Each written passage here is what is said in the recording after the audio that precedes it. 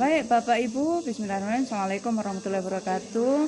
Eh, Alhamdulillah kita masih diberikan kesehatan pada hari ini. Terima kasih untuk rekan Ani Sofiana yang sudah menjadi host untuk kegiatan hari ini, dan sekarang host dilemparkan ke saya. Terima kasih. Pada pertemuan kali ini perkenalkan dulu, nama saya adalah Rosita Dewi. Saya pengajar bahasa Inggris di SMK Negeri 4 Malang.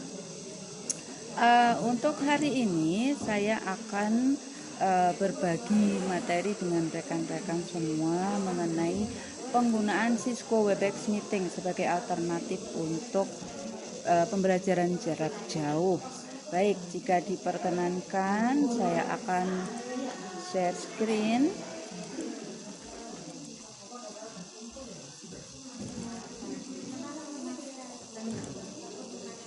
Baik, materi kita Bapak Ibu yang akan kita bahas hari ini adalah tentang Cisco Webex Meeting. Sebagaimana kita tahu bahwasanya Cisco Webex Meeting adalah salah satu alternatif yang bisa kita gunakan untuk PJJ, untuk pembelajaran jarak jauh.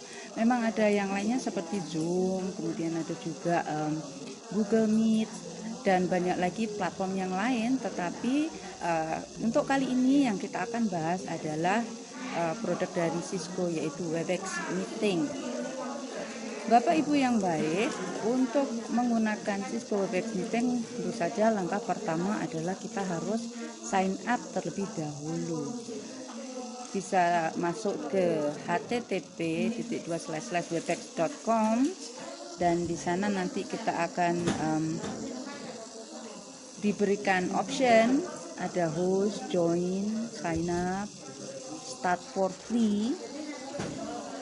Lebih baik Bapak dan Ibu menggunakan pilihan yang start for free, karena kita yang akan kita pakai platform ini untuk di sekolah tentu saja nggak harus yang sangat keren atau apa gitu. Jadi kita bisa pakai yang ini. Silakan diklik yang free, lalu Anda masukkan email address-nya. Perlu diingat Bapak Ibu, untuk email address pastikan selalu dicatat, karena kadang-kadang kita menggunakan beberapa email address yang berbeda untuk akun yang berbeda, dan hasilnya itu kadang kita suka lupa password yang dipakai apa. Begitu Anda sudah memasukkan email address, maka nanti kita akan dikirimkan ke inbox kita melalui email yang kita pakai itu sebuah akun aktivasi. Nah, makanya tadi saya bilang jangan sampai lupa akunnya yang dipakai itu akun yang mana dan passwordnya apa, karena link ini hanya berlaku selama 24 jam. Begitu Anda sudah mendapatkan akun aktivasi di inbox, kita buka di situ, nanti akan ada surat semacam ini, welcome to Cisco Webex Meeting. Ini kebetulan saya pakai akun anak saya. Nah, di situ nanti Anda diberikan username-nya apa, sama Webex site-nya atau halaman kita itu apa, dan dipersilahkan untuk creating a password, untuk menciptakan sebuah password. Sekali lagi, untuk password pastikan untuk selalu dicatat, karena kadang kita lupa. Sama seperti saya juga biasanya gitu, selalu saya catat karena maklum otak manusia kapasitasnya berbeda. Nah Bapak, setelah password kita klik link yang tadi itu create a password, nanti akan muncul di halamannya create a password for your account. Silakan Anda bikin passwordnya supaya bisa masuk ke web website. Bisa yang pakai desktop app ataupun mobile app. Kita punya satu akun, bisa dibuka di laptop, bisa juga dibuka di HP.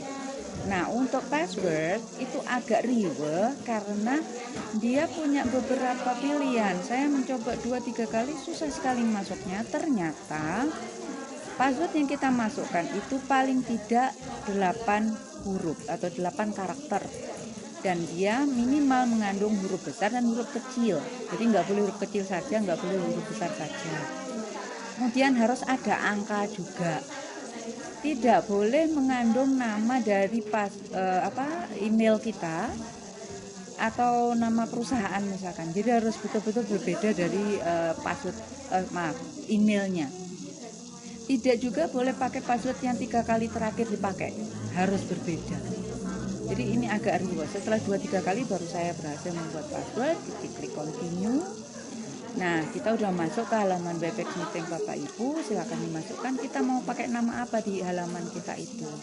Mungkin bisa pakai nama kita sendiri, atau kalau memang itu digunakan untuk company, bisa menggunakan nama company-nya, diisikan, kemudian klik continue.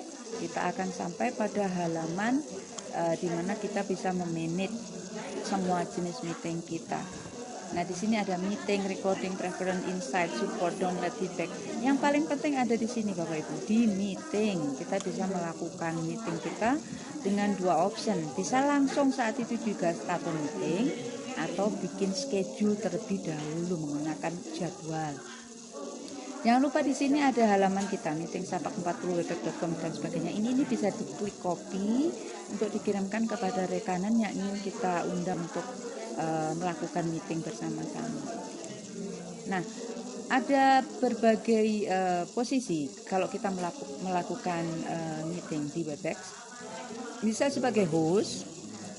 Kalau sebagai host, Bapak Ibu berhak melakukan hal-hal yang seperti berikut. Record meeting. Jadi di Webex itu sudah ada option untuk kita merekam semua percakapan yang kita lakukan di situ. Jadi ini kalau untuk perusahaan sangat bagus, karena kadang kita notulen tuh kadang ada hal-hal yang kita terlupakan untuk dicatat dan sebagainya. Dan untuk juga bukti fisik sangat bagus kalau kita mempunyai record dari pertemuan yang sudah kita lakukan. Host juga bisa invite people, dalam artian kalau saya ingin melakukan meeting pada hari tertentu, saya bisa mengirimkan invitation atau undangannya, bisa melalui email, bisa juga melalui WhatsApp group seperti yang saya lakukan kemarin, yaitu dengan cara mengklik halaman yang ini, alamat yang ini, untuk kemudian kita share ke rekan yang kita perlukan untuk berada di dalam meeting. Yang ketiga, kita bisa managing partisipan, dalam artian partisipan yang masuk, partisipan yang berusaha untuk join ke dalam meeting kita, itu kita bisa menerima, mengadmit atau mengeluarkan jika kita tidak membutuhkan. Kemudian kita juga bisa meng-mute, menghilangkan suara, meng-unmute, membuka kembali suara. Kalau kita memilih untuk melihat video dari partisipan, bisa kita on dan kita off-kan. Yang keempat adalah change presenter. Karena dalam sebuah meeting tentu saja di situ ada beberapa orang, tidak hanya ada satu orang. Biasanya kita punya host yang punya rumah atau yang punya ruangan. Kemudian ada presenter yang diharapkan akan memberikan materi seperti yang sedang saya lakukan saat ini. Nah, kalau Anda jadi host, Anda bisa mengubah posisi presenter ini dari satu partisipan ke partisipan yang lain. Dan juga kalau misalkan saya ada perlu setelah ini, hostnya saya lemparkan ke rekan yang lain lagi. Kalau kita host, kita bisa assign host, jadi melemparkan tugas sebagai host kepada orang yang lain. Yang keenam adalah share konten. Jadi kalau Anda sebagai presenter ataupun sebagai host, kita bisa meng-share konten, artinya kita bisa membagikan materi tertentu, misalkan di PowerPoint atau di video, atau sekedar membagikan layar. Dan host juga mempunyai hak untuk mengakhiri sebuah meeting, itu yang terakhir. Kalau jadi presenter bisa apa aja, kita bisa bagi konten. Sedangkan kalau untuk partisipan kita hanya bisa melakukan dialog interaktif saja. Itu pun juga diperbolehkan oleh host. Jadi bisa angkat tangan, bisa chat dan sebagainya. Nah, bagaimana up meeting? Ini adalah salah satu hal yang penting juga, men-set up meeting. Caranya adalah sebagai berikut. Kita kembali lagi ke halaman kita yang tadi itu, di ruangan kita, di personal room kita. Kemudian ada dua cara, tadi saya bilang ada start a meeting dan ada schedule a meeting. Kalau start a meeting lebih mudah karena kita tinggal klik start a meeting dan langsung bisa memulai sebuah pertemuan. Tetapi kalau untuk scheduling, ini kalau kita langsung ya Bapak Ibu, kita langsung start a meeting, tinggal klik aja start a meeting, nanti di halaman kita langsung keluar option seperti ini. Ini berarti saya Rosita Resu, ini halaman saya yang punya meeting, artinya saya adalah hostnya. Nah, penampakannya seperti ini. Nanti akan ada beberapa icon di bawah. Iconnya ini apa saja kita bahas di belakang. Mohon maaf untuk tampilannya tidak terlalu bagus. karena memang tidak terlalu terang di lokasi saya. Nah, ini posisi saya sebagai host. Kalau saya yang membuka meeting, maka posisi saya akan langsung sebagai host. Kemudian ada 1, 2, 3, 4, 5 beberapa icon di bawah. Nanti kita bahas satu-satu. Jumlah partisipan yang masuk bisa dilihat di sisi sebelah kanan. Jadi saat ini mungkin pada saat ini baru ada 1 aja. Kalau setelah ini ada 2, 3, 4, 5 partisipan yang masuk, maka Anda bisa melihatnya di sini. Kita bisa mengambil option mute all dan unmute all untuk memberikan hak kepada para partisipan kita untuk membuka mikrofon ataupun menutup mikrofon. Kalau sedang dalam keadaan sharing konten, saya sarankan untuk Bapak Ibu di mute aja semua partisipan supaya lebih jernih kita bisa mendengarkan suara dari presenter. Nah, kalau kita mau melakukan meetingnya itu by schedule, jadi tidak saat itu juga, caranya adalah seperti ini. Kita klik yang schedule a meeting, menschedulekan atau menjadwalkan sebuah pertemuan. Di meetingnya itu apa? Katakanlah MGMP bahasa Inggris pertemuan harian. Kemudian password bisa kita rubah sendiri yang kita sesuaikan dengan kebutuhan. Kalau memang itu tidak terlalu private, kita bisa pakai kayak 1, 2, 3, 4, 5 dan sebagainya. Kemudian di setup waktunya kapan, hari apa, tanggal berapa, jam berapa, durasinya kira-kira berapa menit. Waktunya kita pakai waktu yang mana, kita bisa pakai Bangkok Jakarta atau Kuala Lumpur Singapura, ini bisa di setting, bisa diganta-ganti gitu. Dan sayangnya karena kita pakai yang free, maka kita hanya bisa dapat durasi di bawah 50 menit. Nah, ini cara untuk men-setting waktunya. Kita pilih tanggal berapa, jam berapa lamanya, kemudian diklik done. Nah, ini kalau sudah jadi jadwalnya maka akan kelihatan seperti ini di halaman meeting kita. Jadi kita nanti akan ada pertemuan MGMP, hostesnya saya, misalkan tanggalnya kapan, tanggal sekian, jam sekian, dan sebagainya.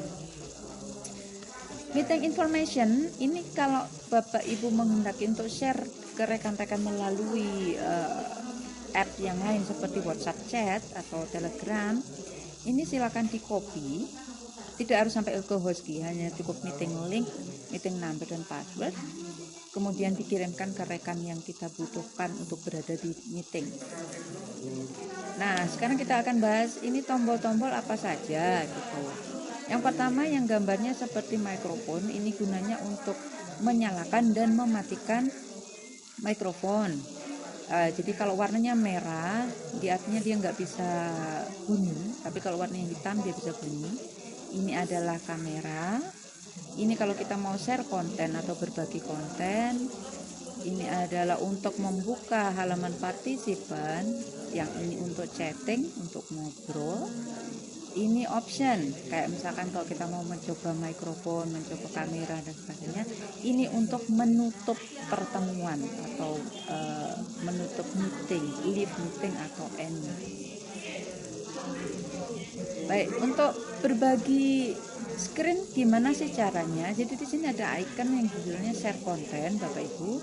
Ini kita klik, kemudian nanti akan muncul tampilan seperti ini. Yang mau kita bagi apa nih? Aplikasi atau layar. Kalau dia adalah aplikasi, misalkan Bapak Ibu membuka PowerPoint, maka yang diklik adalah yang aplikasi. Nah, yang aplikasi yang mau di-share yang mana nih? Yang ini misalkan. Kita pilih layar atau aplikasi yang kita maui, kemudian seperti ini misalkan PowerPoint saya, diklik share, maka akan muncul di halaman Bapak Ibu. Ini kita lagi sharing windownya yang lagi di share yang ini. Kalau kita menghendaki untuk menghentikan, maka diklik stop sharing. Jadi seperti itu. Nah, tadi saya sempat membicarakan tentang kalau jadi host bisa memberikan tugas kepada host yang lain. Nah, itu halamannya di sini di partisipan. Kalau Bapak Ibu kepingin, saya ada perlu nih, silahkan gantian hostnya, minta tolong dilempar ke rekan yang lain. Atau mungkin ada trouble di halaman saya, kita lemparkan ke teman yang lain. Maka kita bisa menggunakan halaman ini untuk change presenter, change host dan sebagainya. Demikian Bapak Ibu. Yang terakhir tentu saja end meeting, gampang sekali. Kalau Bapak Ibu ingin mengakhiri pertemuan, kita klik yang X-nya ini, maka akan diberikan pilihan. Apakah Bapak Ibu ingin mengakhiri meeting untuk semua partisipan? Silakan diklik end meeting. Demikian untuk hari ini yang bisa saya bagi dengan Bapak Ibu semuanya. Semoga bermanfaat. Semoga kita bisa ketemu lagi di lain waktu. Waktu saya kembalikan kepada rekan Ani Sofiana sebagai host. Jika ada salah-salah kata, saya mohon maaf. Saya Rosita Dewi, undur diri. Terima kasih. Assalamualaikum warahmatullahi wabarakatuh.